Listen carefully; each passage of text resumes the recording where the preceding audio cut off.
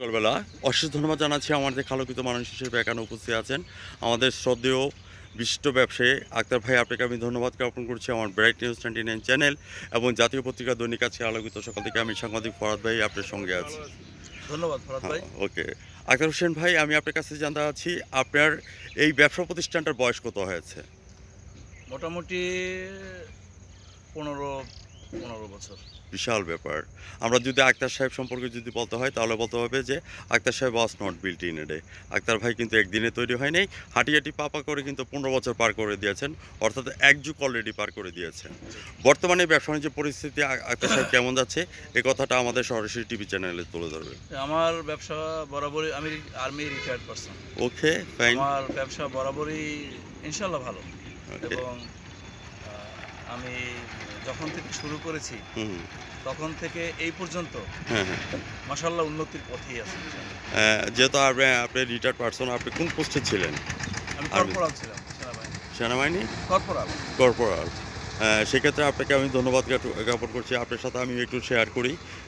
আমার বাবা হচ্ছে আবার পুলিশ থানা আড়াই 14,000 পুলিশ ডিপার্টমেন্টের হেড। জি জি আমাদের যে আইজি সাহেব ছিলেন বেনজি সাহেব জি। আমার বাবার শিষ্য।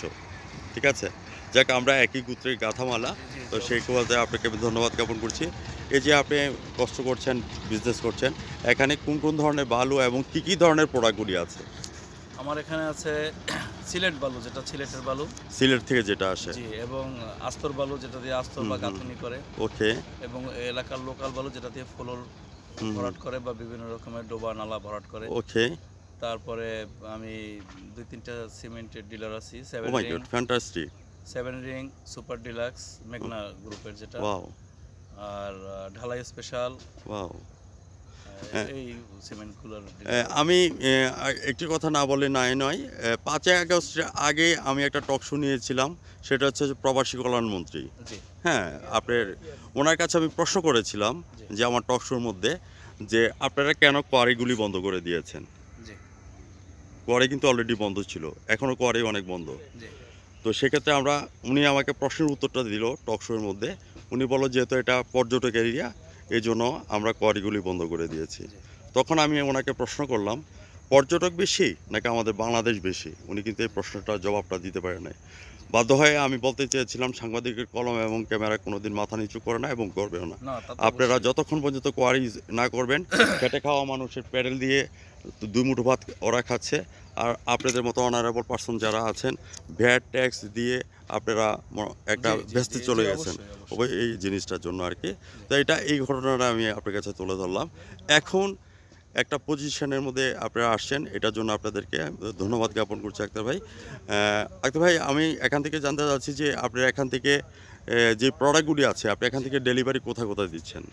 আমার বানারীপাড়া এরিয়া হ্যাঁ হ্যাঁ। এবং এই হাইওয়ে রোড ধরে হ্যাঁ হ্যাঁ। আমরা গড়িয়ার পার পর্যন্ত আমাদের প্রোডাক্টগুলো যায়। আচ্ছা। এদিকে স্বরূপকাঠিও যায়। হ্যাঁ হ্যাঁ। জালকাঠি জেলারও কিছুটা অংশ আমরা কাভার করি, ওকে। নবগ্রাম পর্যন্ত। ওকে। এদিকে উজিরপুরের একটা অংশ তো নদীর এপার, হ্যাঁ হ্যাঁ।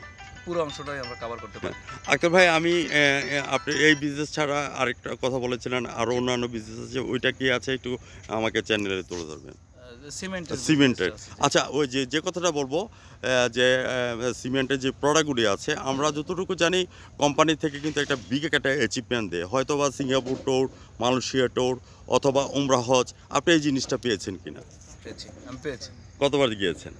বিভিন্ন জায়গায় অনেকবার, অনেক দিনের অনেকবার গিয়েছেন, ব্যস্ততা, যেহেতু আপনি অনেকবার অনেক ডিলারশিপ। জায়গায় যায়, অন্যান্য গিফট আসে বা বিভিন্ন রকমের, ওনারা ভালো। Right, exactly. তো সেই ক্ষেত্রে আপনার কাছে অনুভূতিটা কেমন লাগছে যখন আপনার এই সুযোগ সুবিধাটা পাচ্ছেন? জি, ভালো লাগে। হ্যাঁ, আপনি কি ওইটার ডিলারশিপ হ্যাঁ, নাকি? জি জি জি, ডিলারশিপ। আপনার কনজিউমার রিটেলার আছে কতজন? রিটেলার আগে 10 জন ছিল, এখন কমাইয়ে আনছি, এখন 4 জন। আক্তার ভাই, আমি সাক্ষাৎকারের শেষ পয়েন্টের মধ্যে চলে আসছি। জি। আমি আপনার কাছে জানতে চাচ্ছি, Fortune next dream and next গোল। না, এরকম কোনো আপনার আগামী দিনের স্বপ্ন কি আছে? আগামী দিনে আর স্বপ্ন নাই। হ্যাঁ বয়স হয়ে গেছে, এখন অবসরে যাওয়ার সময় হয়ে গেছে। হ্যাঁ। এখন আর ওদিকে কোনো চিন্তা ভাবনা নাই। যতটুকু করছি হুম মাশাআল্লাহ, আমি আল্লাহর কাছে শুকরিয়া জ্ঞাপন করি। হুম। আমার অনেক সম্পদের কোনো চাহিদা নাই। Right, exactly. আমার যা হয়েছে হ্যাঁ হ্যাঁ। যথেষ্ট, মরতে পারলেই হলো। রাইট, এই পর্যন্তই। অ্যাকচুয়ালি কুল্লে নাফসিন জায়কাতুল মত, প্রত্যেক নর নারীর মৃত্যুর স্বাদ গ্রহণ করতে জি। হবে। আমার সেই একটাই চিন্তা, মানুষের জন্য সেবা করা যায়, বা কাউকে না ঠকাই, হারাম কামাই না হয়, হালালভাবে যেন খাওয়া যায়। সম্পদের দরকার নেই, সম্পদ বেশি হইলে হিসাব বেশি। আপনার দরকার নেই। কথাটার সাথে আমার হঠাৎ করে মনে পড়ে গেল যে duty towards god, duty towards parents, duty towards mankind, এটা আমার কথা নয়, একজন দার্শনিকের কথা। জি।